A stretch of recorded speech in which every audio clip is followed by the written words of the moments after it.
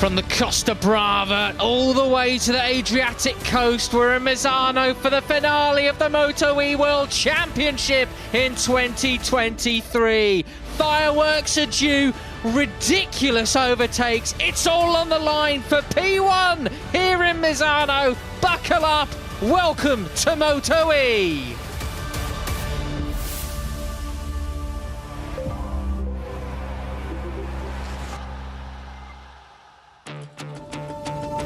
Are you like us and absolutely mad for it? I hope you are, everybody. Here we are in the Emilia-Romagna region, ready for the final qualifying session of 2023, the first edition of the Electric Series as a World Championship.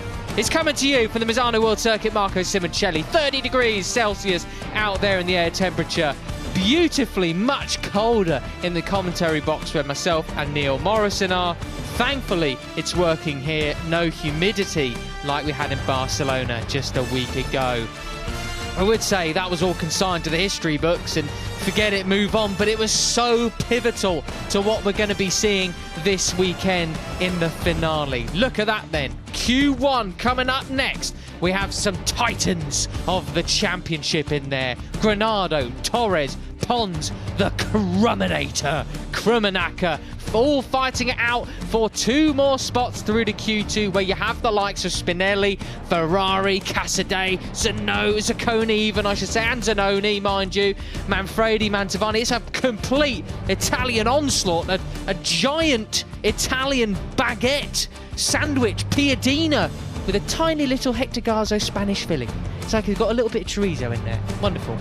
So that's coming up later on, but first we have this Q1, a pivotal Q1 session coming up. Big eyes on Jordi Torres. Big JT, second in the championship he is now, coming on the back foot, 21 points adrift from Mattia Casadei, one of the home riders who of course made a brilliant outing in Barcelona a week ago. Neil Morrison, very warm welcome back to the box. There is a very tanned looking Jordi Torres, clearly been down on the beach. Couple of days of reflection and preparation for MotoE this weekend. I'm going to put the question straight to you, mate. What's going to happen this weekend? Who's going to take the championship? Oh, starting off just like that, are we? Bang! Straight in there. Well, can I maybe get back to you after qualifying? Because this does tend to influence how things are going to go over a race Absolutely weekend. it is, yeah. Too right. But what do we think, if you're Jordi Torres coming into this one, what are you thinking, Neil? Like, back foot, full gas, nothing to lose anymore kind of thing? Yeah, to an extent, I guess. Just try and put Mattia Casadei under as much pressure as possible. Casadei obviously has a healthy advantage here, coming with a 21-point lead over Torres after a really dramatic double round in Barcelona last week. Just try and be as close to the front as possible and push him into mistakes. Unfortunately, he hasn't really been able to do that in free practice so far. Torres 10th fastest, but you may have seen on the graphic on the bottom right of your screen, he was just 4/10 off the quickest time of the practice sessions earlier today. So it's not exactly as if he's miles away. It is extremely close here at Misano. And potentially one of the reasons for that, Matt, is because these guys haven't just had two 15-minute session practices leading up to qualifying. Quite.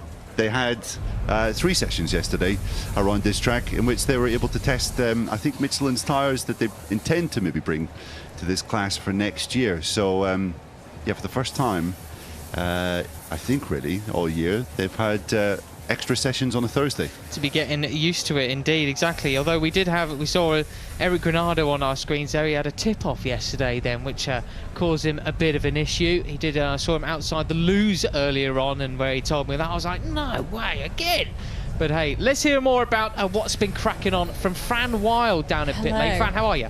I'm great, thank you. It's extremely warm down here. Definitely going to be no rain in this one. We're going to have dry feet for the final session of the year. Well, final qualifying of the year. That's not a spoiler of race cancellation. Shock. But, so yes, I don't know if you've mentioned, because I was a little bit late getting the plugged in there with the audio, but Andrea Migno, can you imagine having worse luck than a last-minute call-out after you could have had 3 extra sessions on the bike to get used to it? Because I'm not sure I can, bless him. He's gone straight in at the deep end here. It'll be interesting to see what he's got. Yeah, absolutely right. Yeah, Andrea Migno, that was a wild card entry, really. I saw it late last night whilst everyone was celebrating Rossi and Tavulia. It was like, oh yeah, by the way, Andrea Migno is lined up in MotoE. Like, oh, okay, all right. Sounds good. Good to see Mig back. I mean, I'm a big fan. Yeah, absolutely. Most definitely is. Oh, sorry, Neil. I pressed the button before you'd started, if that helps for me to appear less rude. But yeah, it's Luca Salvadori, who's sadly still recovering, still got some pain in his back. Again, as well, they were able to find that out a little bit earlier this time because he was given the okay to try those tests, but then after he'd completed those tyre test sessions, the doctors said, no, you've still got too much pain there, and so we're going to have to give you the unfit, sadly, for this final round on home turf. Deary me then. So, well, that's how the cookie crumbles, unfortunately. Big shame, but there we have it. Riders out on track there. 9 minutes left of this session. This is Mika Perez, the Spaniard there, 23 years old. And what can he do in this coming session? Not expecting huge things from him, but let's see. Andrea Migno out there as well, number 16. Great to see the Italian. That'll be a popular ride. Someone else for people to cheer for. Not as if there's enough Italians in MotoE anyways, eh, Neil? Exactly, yeah. It has been the kind of the flavour of the year, hasn't it, in this year's World Championship, with Mattia Casadei leading comfortably. Well, comfortably enough, I would say, with 2 races still to go. Matteo Ferrari also in the fight as well, and of course Andrea Mantovani becoming a double race winner after that double header in Barcelona. I guess now is probably a pretty good time, Matt, to talk about those 2 races that we had there. They were really some of the best racing I think we've had all year in MotoE, and because the championship was sort of on the line, it really added to the drama of it, with Jordi Torres obviously coming together with Mattia Casadei at the end of the first race and then crashing out dramatically at the end of the second. Yeah, he came into that one really looking to basically take both victories and get ahead as far as he could ahead of the 2 races here, because he knew how strong so many of the Italians would be here. His chance would be dimmed somewhat if he didn't have a great weekend, and obviously that's how it panned out, didn't it? You weren't exactly impressed by the move from Casadei going down into turn 1, swooping across the front of Torres, understandably so. I think Torres would have been a bit miffed with it as well, but that's the way racing goes sometimes too. And then of course he made his own big mistake down into turn 5, crashing out. Mantovani took another victory then. What a sensational win that was, taking Casadei out the inside into turn 10, I think it was. A classic Barcelona move there, taking that amazing victory. Casadei second, then he turned around, race 2 later on in the day, bang, won against Mantovani that time around. Brilliant, wasn't it? Yeah, it really was.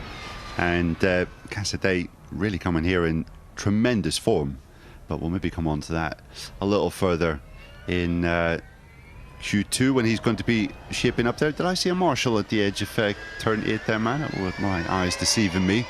It looked as though there might have been someone in the gravel. Or we haven't got any yellow flags, so yes, I could I also would say potentially not. You could be. You're all right, mate. It's good to see you. A bit more lunch maybe, but here we go.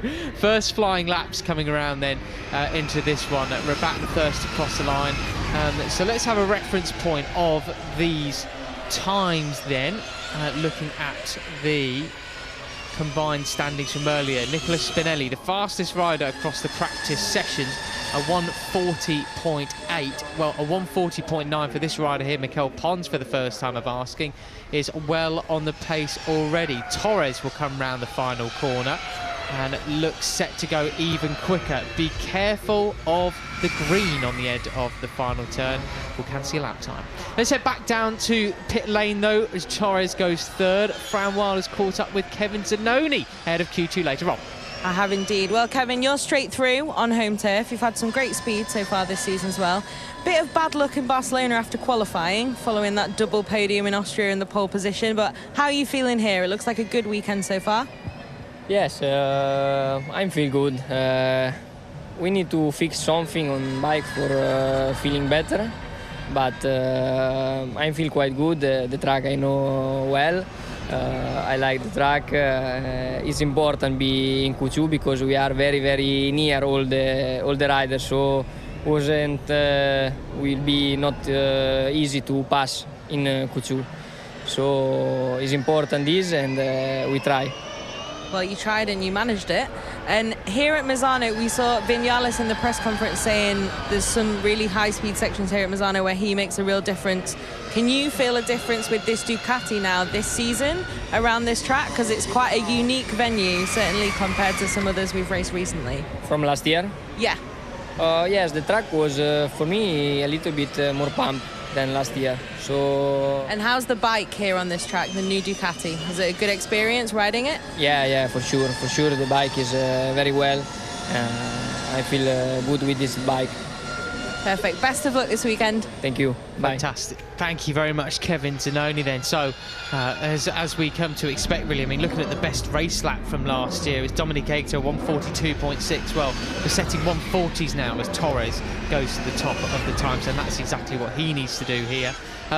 Considerably quicker, once again here, Neil, these new Ducatis. Yeah, absolutely. Big sigh of relief then in the Aspar box as Jordi Torres goes fastest in this session. It's a ridiculously tight Q1 session here at Misano. So far, Torres, Pons and Granado covered by 600ths of a second so far.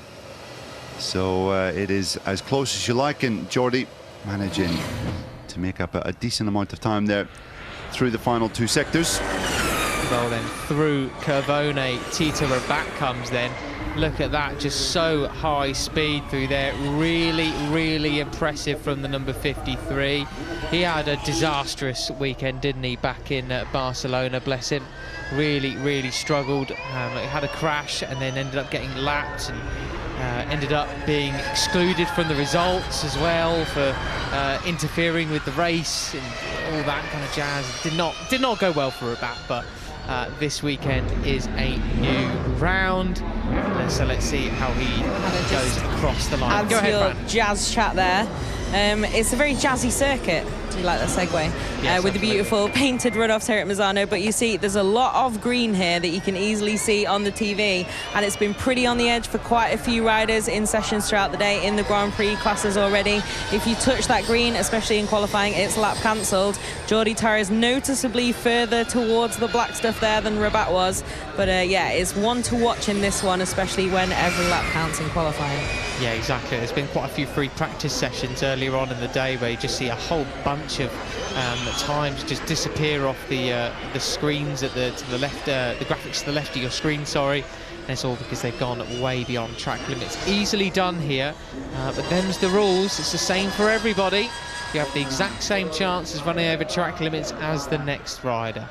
So these lap times coming in thick and fast. 2 minutes to go in this Q1 session. Still Torres and Pons at the top of the table. But look at some of the red helmets that we have on our timing screens. Rabat's on a good lap. So's Granado then. Got to keep it upright. Keep it within track limits. Rabat finally looking into some good form from the former Moto2 world champion. This is looking to be pretty good, although he's lost a fair bit of time in that third split. Granada's about to come through the third split now. He loses time also. That's not going to be good enough for the Brazilian, hoping to get through into Q2, Neil. Yeah, Granado could be looking for could be looking at a spot on the grid a bit further back. Currently on course to be 13th on the 5th row. Rabat improves in time, but not in position, unfortunately. And what can Granado do as he comes across the line? He does lose out quite a bit in the final sector. So judging by how the Q1 sessions have gone so far this year, Matt, it is quite difficult for guys right at the end of their run to improve. They tend to have used the best of the Michelin rubber by this stage of the session. So it may well be that Eric Granado will not be appearing in Q2 today. Yeah, that's how it's gone so far, hasn't it? And we're going to keep an eye on him through that first split then, Granado. He's within 0.014 of the fastest lap time. It's not as quick as he has been, but he can maybe make some improvements coming into the second and third split, as Andrea Mino sets a provisional, a faster lap time than he's done all day so far then. A 1:45 he set in practice, that 1:44. And a significant improvement from him. What about Rabat then? Granado's actually up in the second split by 1,000th of a second. Rabat's in touch too, coming through the third split. This ultra-fast right-hander of Curvone. Look at him, absolutely on the ragged edge there, coming through that part of the track as Jordi Torres is pitted in. That's the best that he's got. He's hopefully through to Q2. Rabat's lost it all in that third split, however, Neil. Granado about to come through, though. Will he be in touch? No. More time lost through there from him, too. Yeah, and I think that's irretrievable. 0.3 of a second is going to be, I think, too much for him to try and gain back in the final sector. The same for Tito Rabat as well. It looks as though the best he's going to do is 5th. So disappointment for Rabat. That'll be 13th on the grid for him tomorrow at best. And I think Eric Granado, yes, he will be at best 3rd in this session and 11th on the grid. So disappointment for the Brazilian. Yeah, big time for Eric, although I'm pretty sure he'll be just glad that he's still fighting fit after a couple of strange accidents lately. He's disappointed with that. Shake of the head there you can see as well, but it'd be good to see him out there with his elbows out tomorrow in both races. Here's Randy Krummenacher. Not good enough from him today, unfortunately. 4th will have to do, and further down on the grid than he would certainly like. He was enjoying himself in Católica yesterday on a little pedal car thingy with his family, just off to get some ice cream down the high street. Basically, saw him. It was pointed out by Moto2 riders Rory Skinner, who went, "It's Randy Krummenacher," and he said, "Please, the Krummenator," as he's affectionately known. In that pitch of voice. Yeah, he said it. Please. No, Rory. Rory, no, I'm not going to offend a whole nation and try and emulate his accent. Please. I think you've already managed that. Thanks, Fran. Anyway, there's Andrea Mino on our screens then. So he'll be starting from last on the grid tomorrow in both races. That's to be expected. It's quite an adjustment here in MotoE, particularly from a Moto3 bike. There's Torres, though, making sure he gets a nice little bit of extra sun on those pork chops before heading out into that one. A smile on his face. That will give him some confidence coming into Q2. Granado, though, disappointed with that, Neil. Yeah, absolutely. Eric Granado, he hasn't half been in the wars of late. If you think back to a week ago, he had a horrible crash right at the start of Q2 in Barcelona where he was flicked from his machine. We believe it wasn't anything that he had done wrong on that occasion. So Eric, understandably, walking wounded. And, well, his loss is this man's gain. Mikel Pons manages to get through into Q2 at the expense of his teammate. Both Torres and Pons heading through, and he's got to go now and do it all over again. What was that gesticulation meaning there, Neil? I'm not really sure. I've never seen that before. Something about on to the next one. I'm not. Yeah. Next time, on to the next one. Replay. Recycle? We go is it a call to action? Recycle? Sustainability? I can't tell. Lots of Moto3 riders tend to do something similar. That's what cool kids do, which we're not. Do you think those people do it as well? Anyway, Q2 coming up next, everybody. The roll for pole, the final one in MotoE 2023. Jordi Torres then topped that session. Q1, Mikel Pons goes with him into Q2. Granado was the only other rider to set a 140 lap time. Meanwhile, Krummenacher, a 141 from him. Likewise for Rabat and Perez. Kubo, 7th place in that session ahead of Finello, Herrera and Mino there as well. So that's it from MotoE Q1. Now we await the shootout for pole position. Who will be on the front row? A significant advantage coming into tomorrow's last races of the series. Don't go away. We'll see you in a few moments.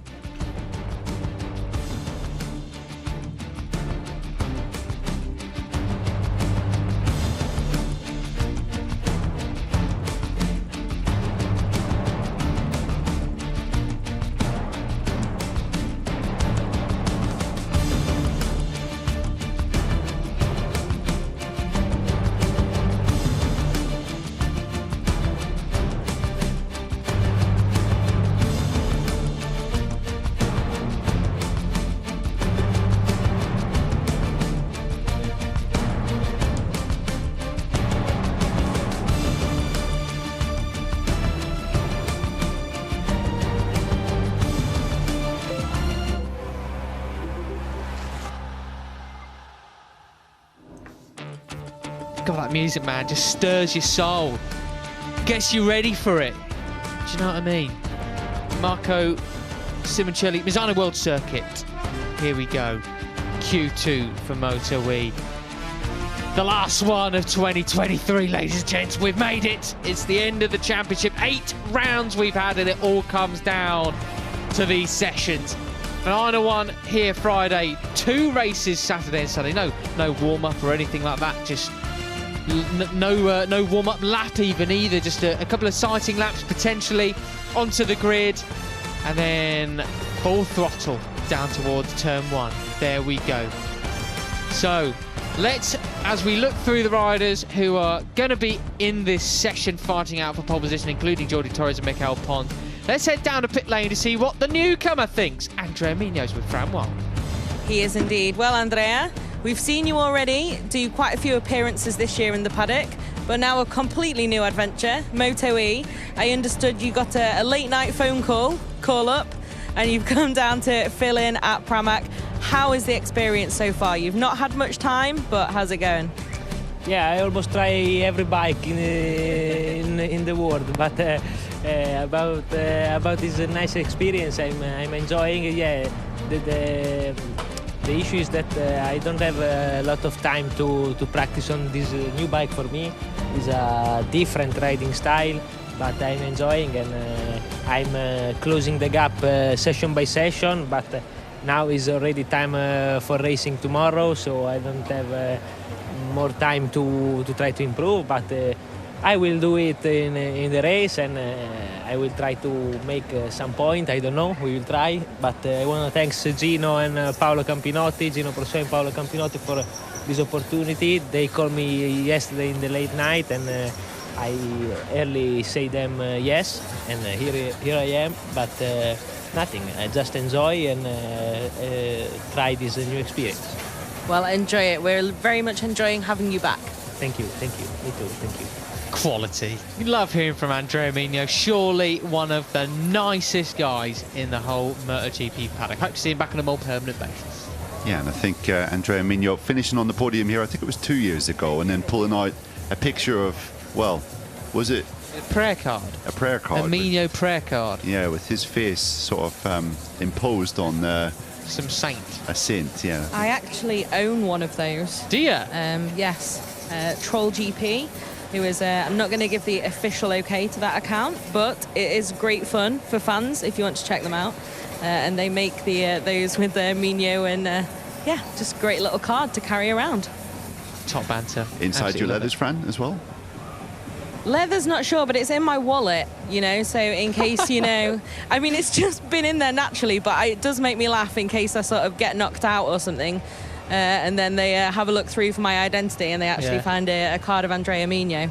But yeah, but at least he's looking stuff. over you in those circumstances. Exactly, that's all you need a bit of Mino. Lovely. Well, we also saw, speaking of banter, Neil, we also saw Jay Dixon down with Jordi Torres, giving him a little G up before this session, the Aspar teammates, and of course he's looking to dethrone and take over the top from that rider there. No, not these people. We just saw Mattia Casadei on our screens there, leading the way by 21 points in the World Championship then, and he's on home turf. He's already had a victory here in the MotoE, well, previously World Cup in Misano, to Matteo Ferrari's 6 victories. Jordi Torres also has 1. Dominique Aegerter has a single victory here in Misano. If there's anywhere we can expect to see the very best of Casadei, I would say it's here, Neil. Yeah, absolutely, man. He got, his second victory in MotoE here last year. And he has been looking strong right the way through the weekend. 3rd fastest for Casadei in the 2 practice sessions earlier today. And is looking pretty good. Wasn't quite as fast as his teammate Nicola Spinelli, nor was he as fast as Matteo Ferrari, another real specialist at this track.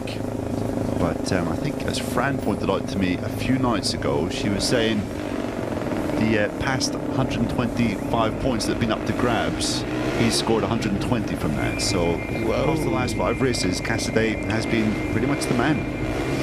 Been well informed, hasn't he, of It's course. also, Go on. it's 0.044 seconds that took those other 5 points away from him in that photo finish that we had nearly with Mantovani. It's pretty wild, that form, isn't it?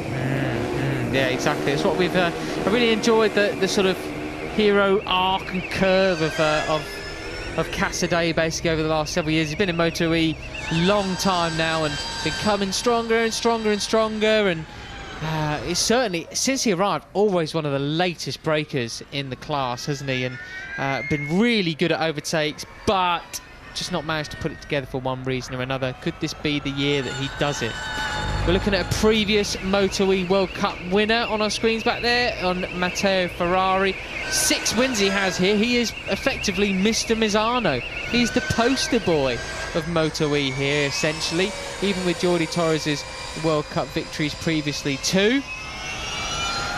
There are the chops. Manfredi, the number 34. Wee Kev, big fan of him. The original Kev has been in Misano over the last week, Neil. Man that inspired the 34 and the very name of the flying mustache. Kevin Schwantz has been around here. He's not here at the weekend, he's gone to Assen for some event or whatever, but I did see he was having dinner with Valentino Rossi, etc. And I'm sure Manfredi was very excited by that fact. Absolutely. Well, he's called Kevin. He wears the number 34. Pretty much, I'm sure he follows everything that Mr. Schwantz does. And he's been looking okay so far today as well. As you can see, pretty slow out laps here for Mantovani and Spinelli. Not sure if someone here is looking for a tow. Someone else is looking for just a bit of clear track. But Spinelli's been the quickest man so far today in the MotoE World Championship. Has had a couple of podiums, has Spinelli. He's been pretty strong at the end of certain races. He's had 3 third places, the last of which coming at Barcelona race 2. So it's not just the fact that Casadei is quick here, but he also has a teammate that could well be up there, might be able to lend him a bit of a hand in one of the 2 races that we have. Yeah, might well be. Let's see, because Spinelli, as you say, been absolutely on form here. Spinelli did a cracking job back in Barcelona, coming away from it with a second MotoE podium. He's what, 5th in race 1 as well, so certainly coming into some good form and sorting out the consistency that really let him down earlier on in the year. And we could call them teething issues for a young rookie, couldn't we? I suppose, as riders now cross the finish line to start their first flying laps. 7 minutes on the clock, ladies and gents. Here's Ferrari leading the whole lot of them. He's got Zaccone just a few meters down behind him. He's been much stronger here this weekend, hasn't he, Zaccone? The strongest we've probably seen all year. He got a 4th back in Germany in race 1, I see as well. But not replicated that kind of form since. Yeah, absolutely. As we look at Matteo Ferrari just here, as Matt said, Mr. Misano, if history is to be believed. It's a nice clean lap that he's put in just here. Ferrari comes across the line. It's going to be a 140.0708, which is a decent time right off from the off from Matteo Ferrari. In fact, that is a new Misano lap record. So Ferrari right in the ballpark from the off. Mr. Misano's on the pace, isn't he? 6 victories in Misano over the course of his MotoE career. That is some form. Although he could do this place with his eyes closed, couldn't he? One-handed or something like that. Casadei then, he's all the way behind Jordi Torres on track here. A big group of riders. Worth mentioning Ferrari in the context of the championship as well, though, Neil, because he is just 1 point behind Jordi Torres. He's 197 to his name, 22 off Casadei then. 50 points up for grabs. It's not out of the question that Ferrari could add a world championship to his list of stats. Absolutely, look at that. Casadei 2nd, Torres 3rd. Matt, could we put the flag out now and have all 3 challengers starting from the front row? Please. I think that would be pretty much the ideal scenario going into tomorrow's 2 races. That would really spice things up, with Ferrari potentially being on pole, but number 11, he's not finished yet. Whoa! Yes. Blimey! Neil, what What is it with you and commentators' curses? Goodness me, a Kubo, now Ferrari. Who's next? God. Really sorry, Matteo. That was all my doing. Just as I said. Disgrace. It wasn't coming to an end. Well, he then dumps it down at turn 14. It's been a real problem spot in certain classes throughout today, Moto2 in particular. And Ferrari, well, he could well still be on pole despite that crash, as no one has managed to get faster than him just yet. You can see here coming through turn 13, trail braking all the way into the apex, and I'm not sure if he was just a little bit wide there, but the front just gave way. But we do have quite a few red sectors on our timing screens, not least from Casadei and Nicola Spinelli. So let's see if that is a very costly crash for Ferrari. And those quality moments, just taking a little breath, just finished our sentence, this topic, moving on to something else. Took me by surprise, that made me jump, to be honest, as we look back to the action then. No yellow flags, so these laps should stand as we see Torres, Casadei, Mantovani, Spinelli all set times worthy, including Garza as well, of a top 6 within 3/10 of Ferrari's time, but no one managed to top it that time around. So he's still in the driving seat and he's still out on track as well. He did not pit in at that point, so maybe his bike isn't too damaged, and actually he can do that. Go ahead, Fran. We should give a shout out to the fact that that's been crashed and he can immediately rejoin now, and the technology that's come on, of course, not just manufacturer to manufacturer, but the time that's gone into electric mobility and its development since the Cup started in 2019. So great that now that's, you know, immediately bike is safe, you can get back on it and head back round. Yep, absolutely, Fran. Good point. And thanks for that. And we've got, well, the 3 challengers now in the championship circulating pretty much together on track. Ferrari leading Torres, leading Casadei. Is this going to be how the order is in the racing tomorrow?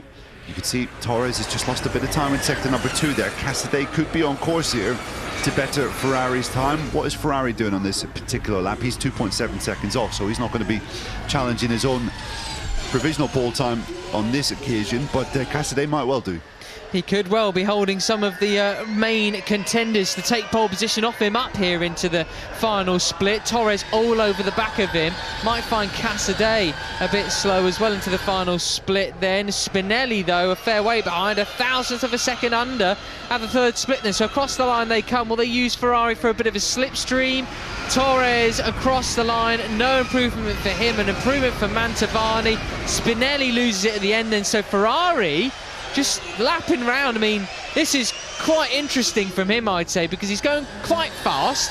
He's not going to get sanctioned or anything like that. He's not going too slow, but he's going slow enough, I think, that he's holding these guys up. It's like we saw last weekend in Barcelona from Marc Marquez. If you're pushing, even if you're not quite able to do the lap time of someone who's caught behind you, that's not a blue flag or a problem at all. Quite. It's just unfortunate timing for those who've come across you on the track. No, you're exactly right, Fran. Like, these are, you know, you got to use what tools you have at your disposal, and this is one of them. I mean, this is quite clever from Ferrari, really. It's very sneaky indeed, a shrewd move.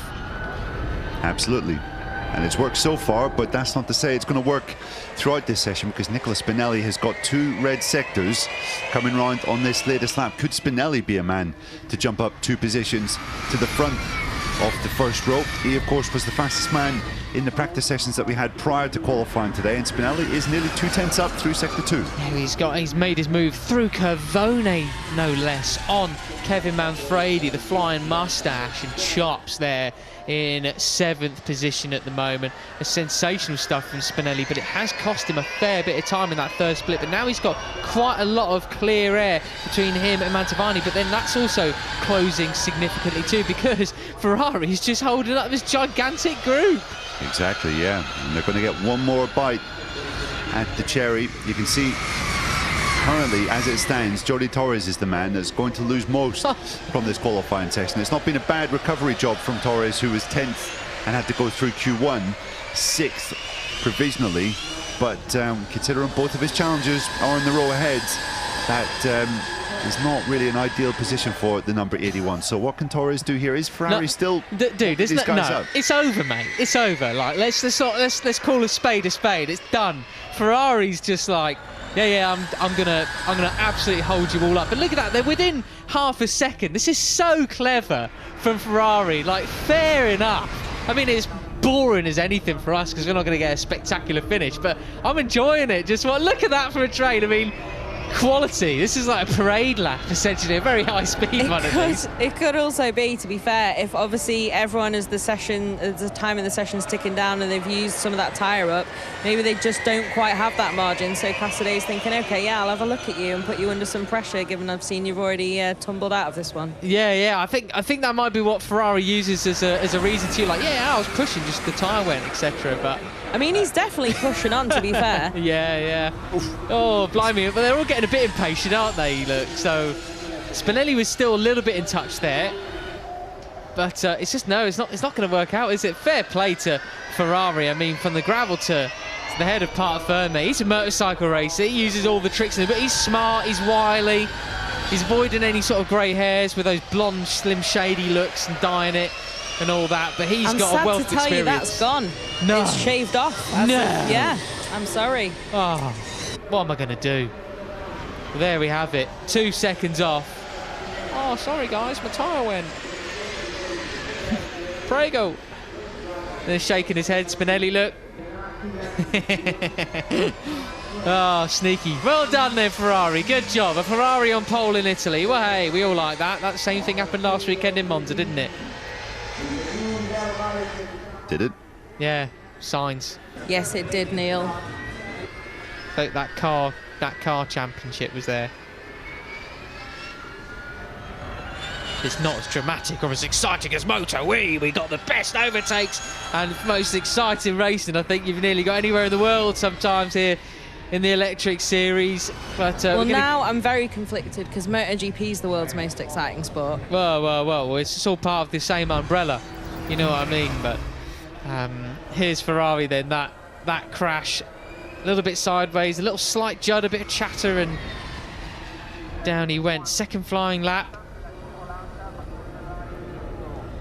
See, just the exact moment that Neil Morrison jinxed him. Tut.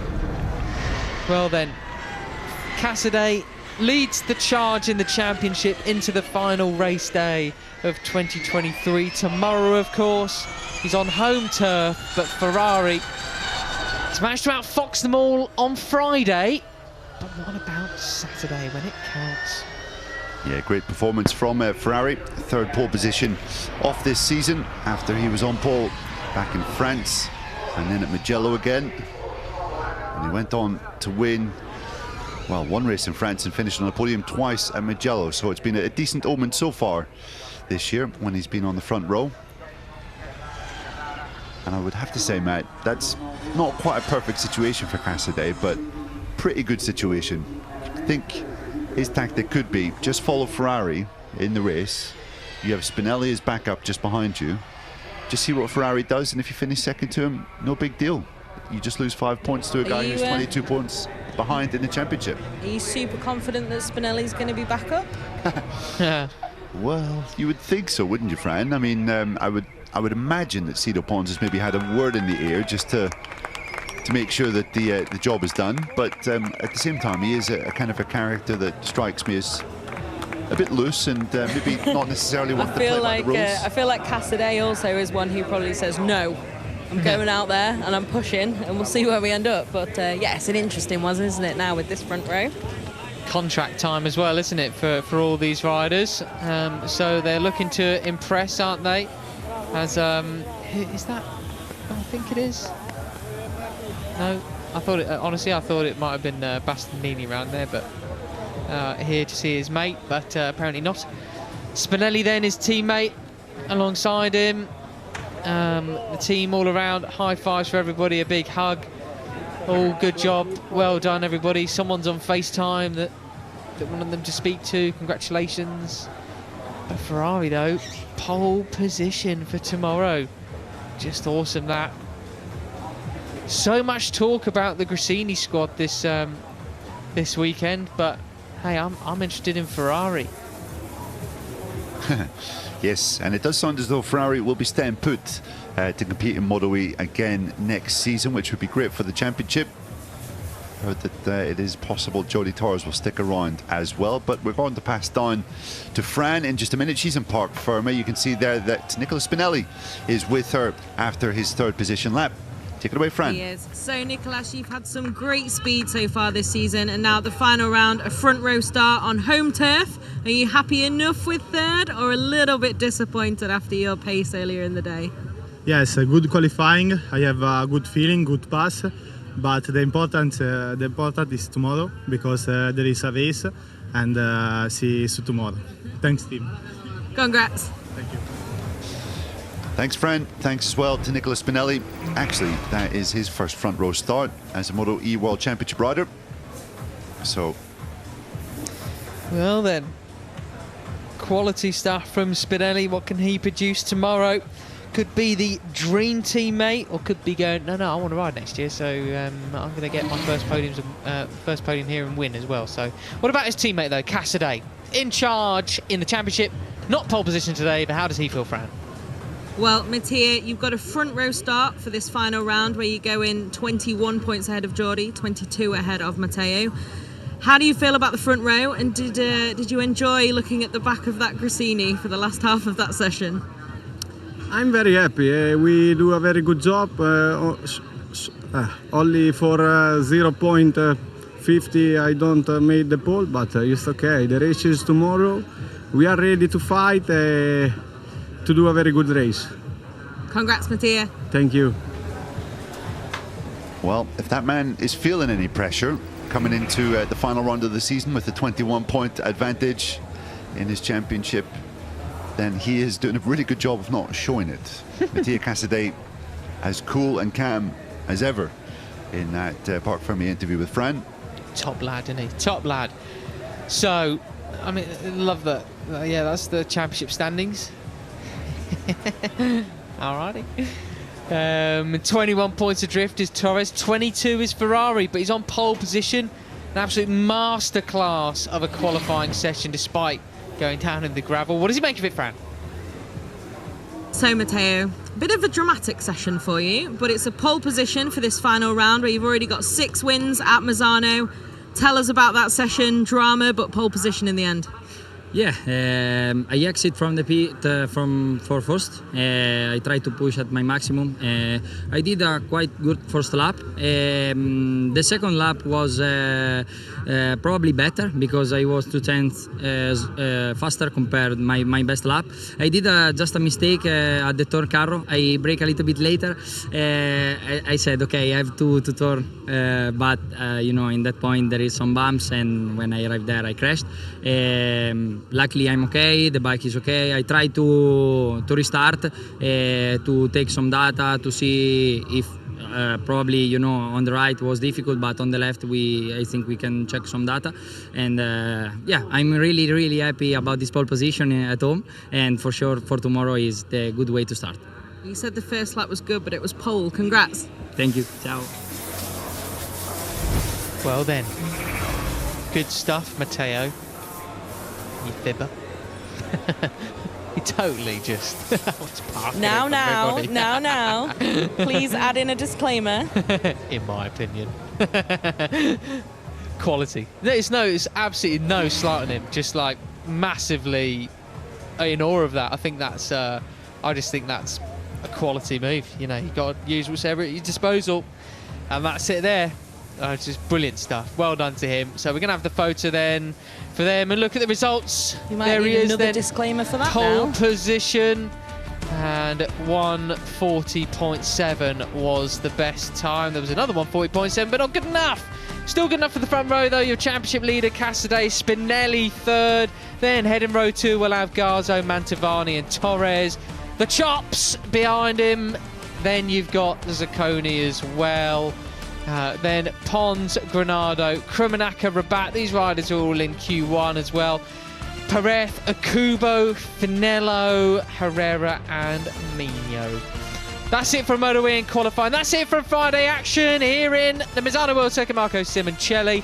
Join us tomorrow for race day in MotoE, the final one. Get your tissues out. I'm not going to cry. See you tomorrow. Goodbye.